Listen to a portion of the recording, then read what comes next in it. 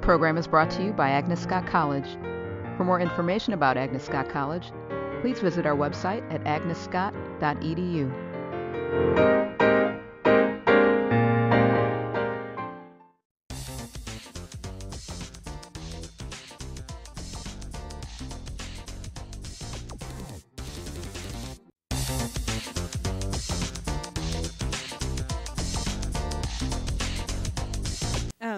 Tonight, the class of 2011 is very proud to hold our last lecture, and President Kiss, as you all know, will be giving this last lecture.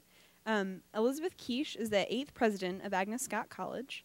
Before coming to Agnes Scott in 2006, she was named the Nannerl O'Keehan Director of the Kenan Institute for Ethics and an associate professor of the practice of political science and philosophy at Duke University.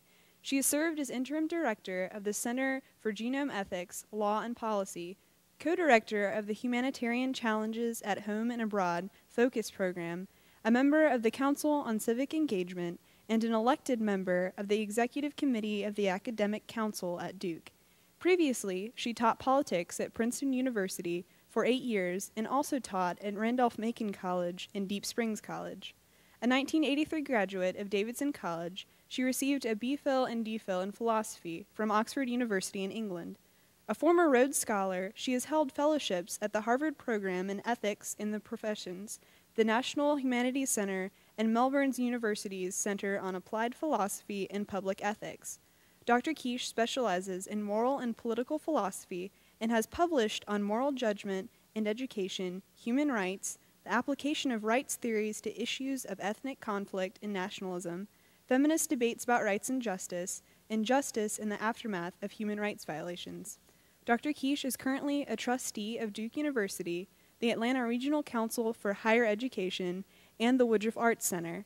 A member of the Rotary Club of Atlanta, she also serves on the executive committee of the Association for Practical and Professional Ethics, the board of directors of the Women's College Coalition, the American Council on Education's Commission on Women in Higher Education, and SunTrust Bank Atlanta. As the founding director of the Kenan Institute for Ethics, Dr. Kiss helped to build a university-wide initiative whose mission is to support the study and teachings of ethics and to promote moral reflection and commitment in personal, professional, community, and civic life. Kenan Institute projects have focused on business and organizational ethics, academic integrity, research service learning, and moral education in middle schools and in colleges and universities. Please join me in welcoming Dr. Kiss.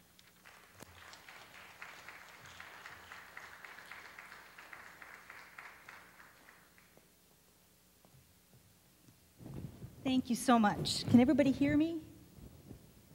I think so. I can't hear you, but I'm assuming you can hear me. I'm actually going to turn this one off, so we only have one on. There we go. I think that'll work.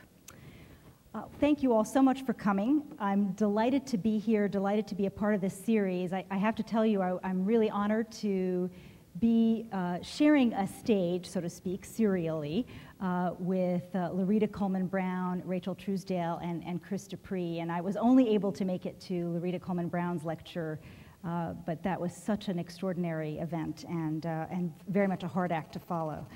But I'm just delighted to be a part of this series. And I want to thank the class of 2011 for honoring me with this fascinating and intimidating assignment.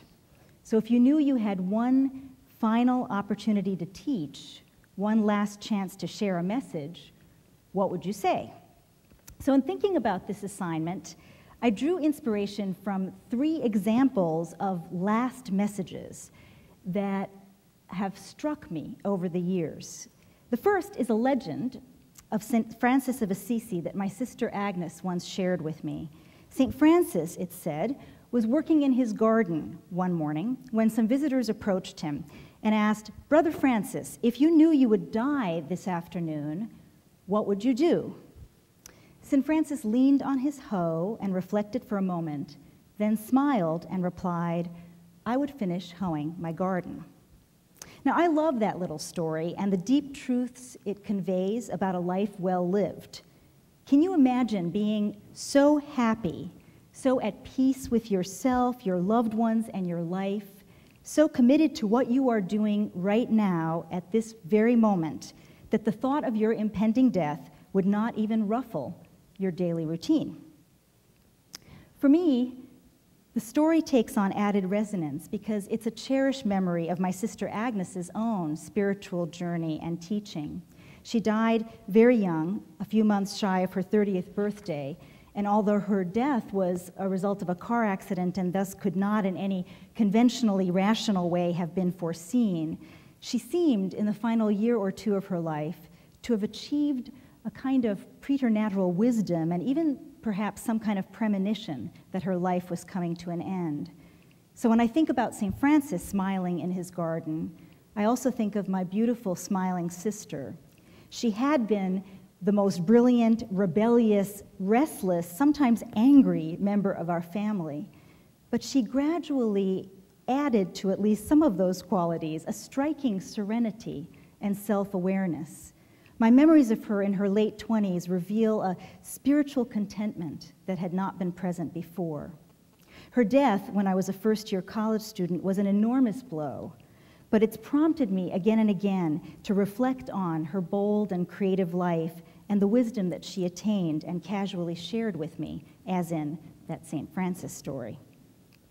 The second example of a last message that has influenced me comes from a speech that I heard when I was a high school senior. I was competing for a merit scholarship that was named for a young man, Edward Crosland Stewart, who had died very young. His brother Bill read a letter that Edward had written from India, where he traveled after graduating from Davidson College. And in the letter, Edward drew a contrast between shiny things and shining things. Building on his brother's letter, Bill Stewart admonished us to seek and to treasure that which is not merely shiny, but which shines from within. Shiny things reflect the light in their immediate vicinity. They have a momentary and contextual sparkle, whereas shining things radiate from within. That metaphor of shiny versus shining has stuck with me all of these years.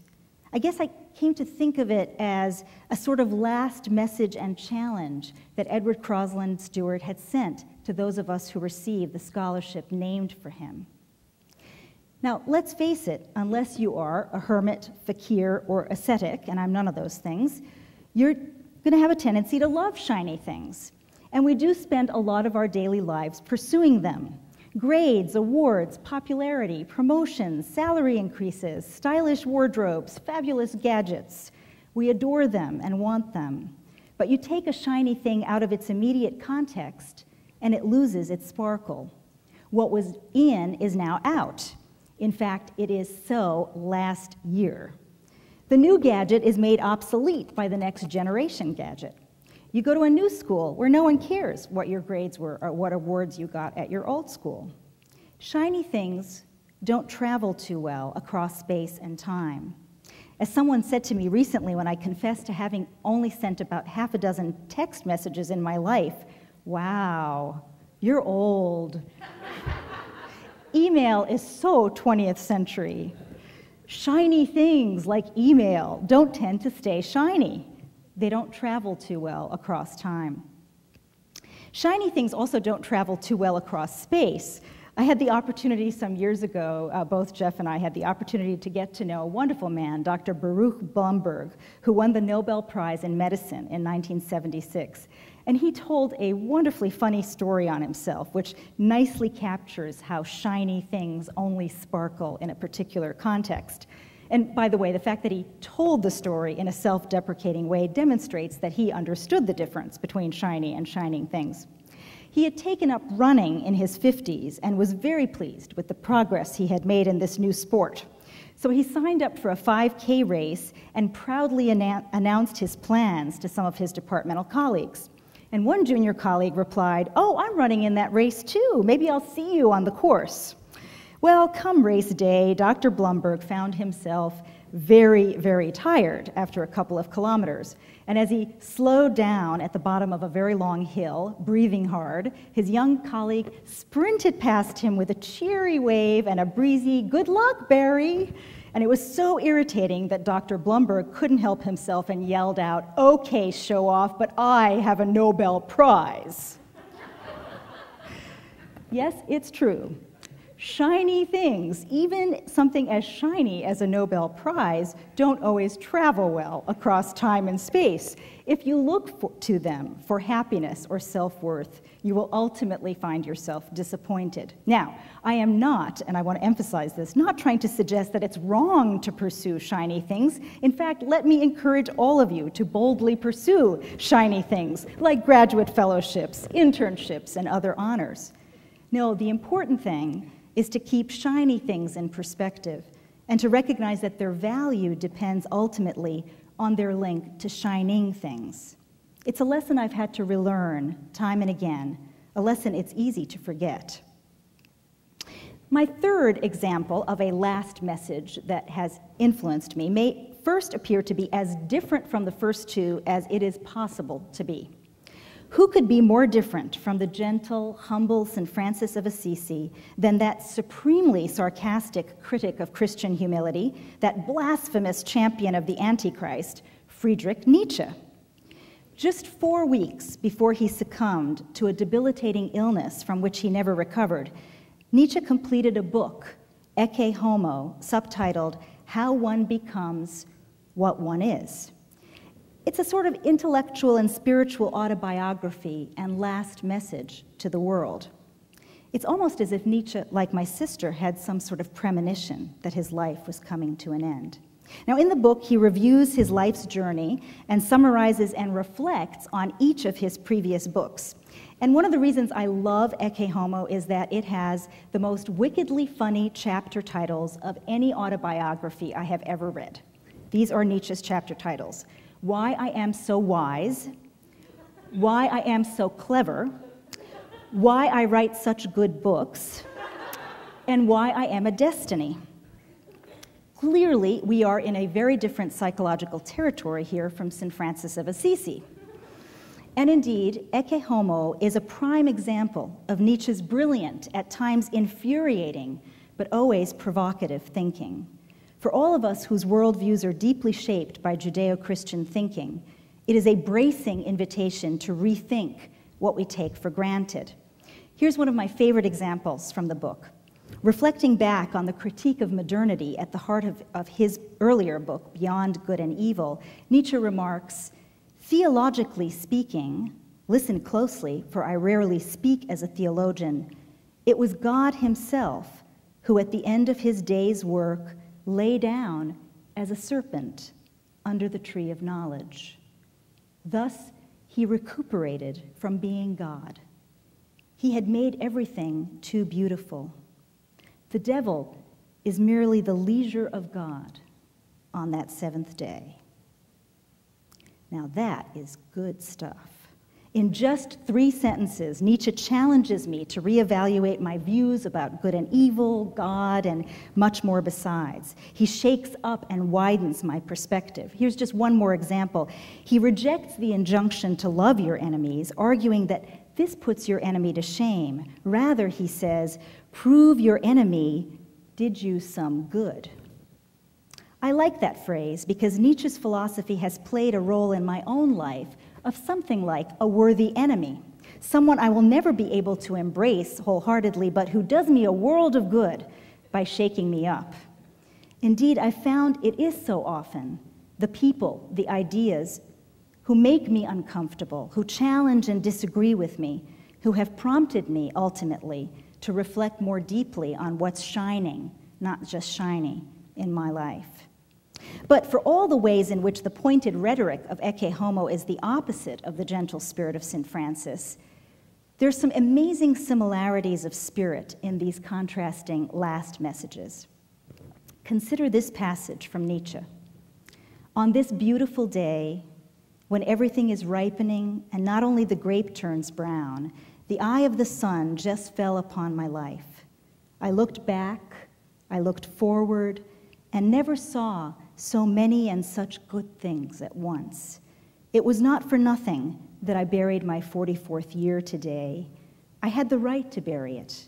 Whatever was life in it was saved, is immortal.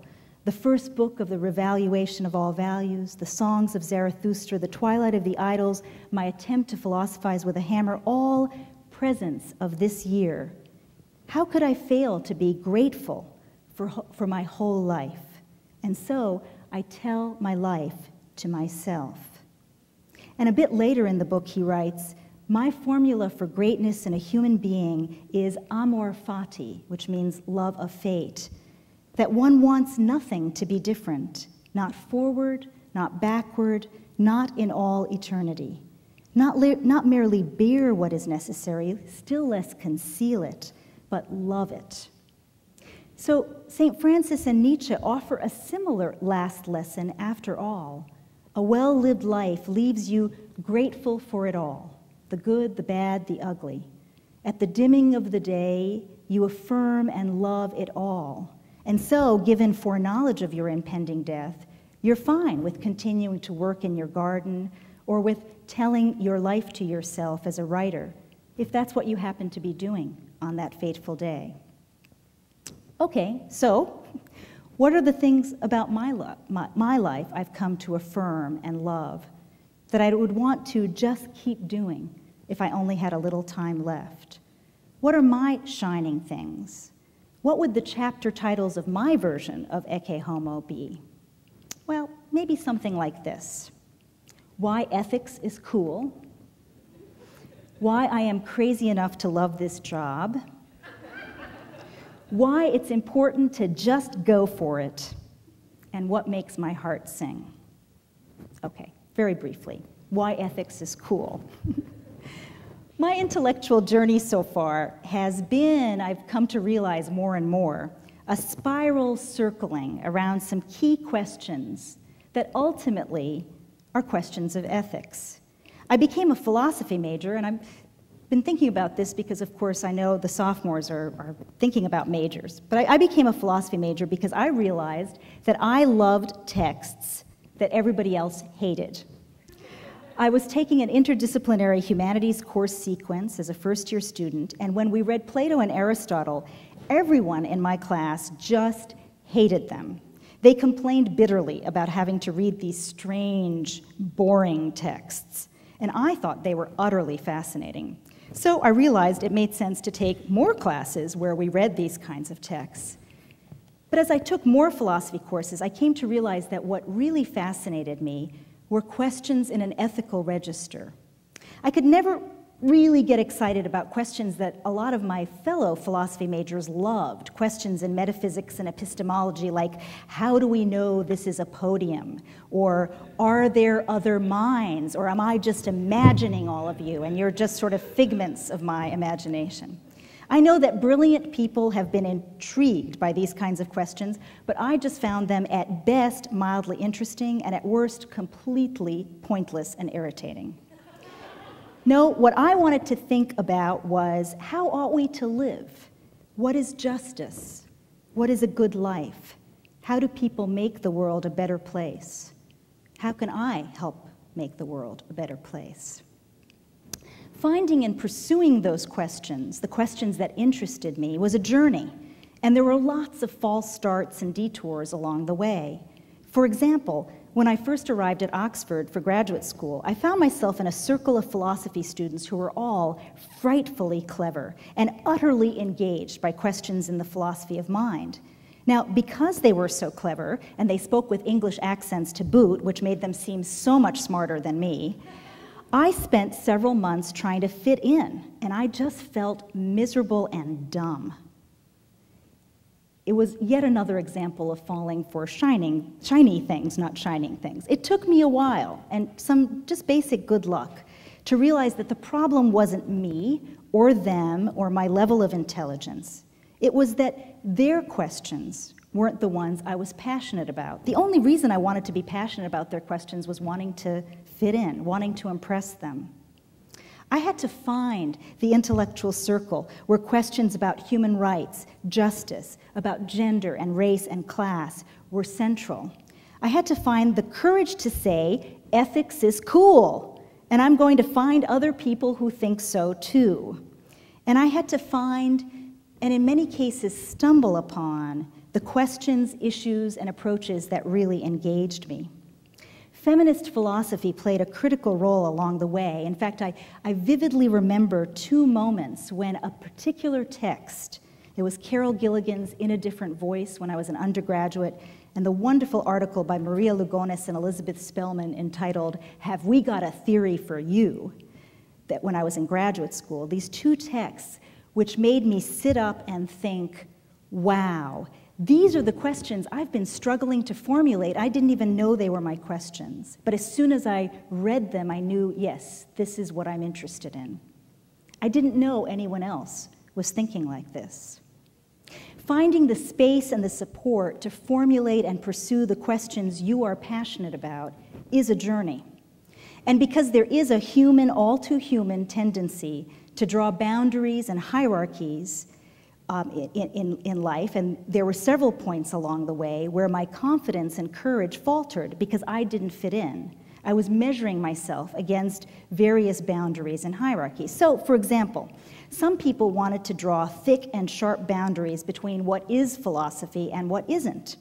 Or they wanted to label some kinds of philosophy, like ethics, soft and less interesting than other kinds of philosophy. There were, for example, philosophy fellowships that I applied for, where I was told, and of course you have to, I can't do an English accent, but imagine this is being told to you in an English accent. Yes, well, this is very interesting, but it isn't philosophy.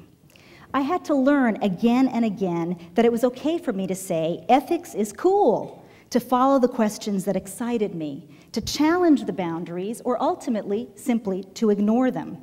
In fact, in the end, I defended my doctoral dissertation in philosophy before a committee consisting of 1 legal scholar and 1 politics scholar, and somehow the University of Oxford never caught on. But it was more than figuring out which questions I wanted to pursue. It was also how I wanted to pursue them. And this brings me to my 2nd chapter, why I am crazy enough to love this job. After I left graduate school in England, I managed to land a dream job, a tenure-track professorship at Princeton University. Now, the old boundary issues still came up. I applied for a job in the philosophy department and got hired by the politics department. But there I was, with a dream job. And basically, I was miserable. Well, not entirely miserable. There are lots and lots of things about my Princeton experience that I look back on with great fondness. But the research university assistant professorship thing just wasn't me. I loved teaching too much, and I kept wanting to get involved in things in the Trenton community, on university-wide committees, things that really excited me and intrigued me, but that were, from the perspective of what I was supposed to be doing, a distraction. What I didn't realize then, what it took me a long time to realize, that it just wasn't a good fit between, in Frederick Buckner's wonderful phrase about vocation, my deep gladness and the world's deep need. It was a dream job, but not for me. So I was lucky enough to get an opportunity to do something, to run an ethics center that actually did connect my deep gladness and the world's need, where I had an opportunity to exercise my interest and skills in bringing people together and trying to think about and change organizational cultures. And it was also, and this was a second important sort of realization for me, an opportunity for me to pursue ethics as a practical vocation. And then, amazingly, I had a chance to come to Agnes Scott, a college whose mission I find so exciting, and where I get to pursue the college presidency, which is a job that I think fundamentally is a job in applied ethics, but to do so in a community that affirms as its core mission the goal of living honorably. So yes, I am crazy enough to love this job. It suits me, and it enables me to bring together the various parts of my being: intellectual curiosity, commitment to women's empowerment, love of teaching and students, the desire to work in community, the desire to change organizational cultures with all of the complexities and difficulties that involves, and the desire ultimately to help make a difference in the world. So how did I get here? Well, I had people tell me, just go for it. That's my third chapter. When I was on sabbatical from Princeton and learned about the ethics center that Duke was starting, my very first thought was, that is a fabulous job. I would love that job when I grow up. Of course, they'll never hire me. And I was lucky enough to have a mentor who said, and I quote, "Don't be crazy, Elizabeth, just go for it," which I did, and they were crazy enough to hire me. Again and again, I've been blessed with people in my life, people who loved and cared for me, including my wonderful husband, Jeff, who said, go for it. I can think of so many instances in my life when I shut my eyes and went for it, even though I really didn't think I was good enough, smart enough, knew enough, or was ready. The first time I gave a speech, my decision to start an Amnesty International chapter in college, something that meant a lot to me, but that I was sort of terrified doing and just went for it. Leaving the settled career path of a tenure-track position to become a center director, becoming a college president, or within all of those tasks, again and again, I've come to realize that if I wait to make sure I'm ready, or that I have all the information I need, or that I am assured of success, I'll never even get out of my chair. So I just go for it.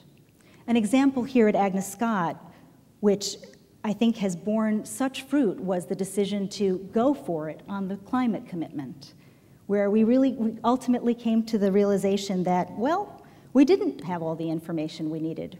How would Agnes Scott become carbon neutral? But we would just go for it and believe that that desire to make the world a better place and that commitment to aim high would take us farther than we otherwise would go.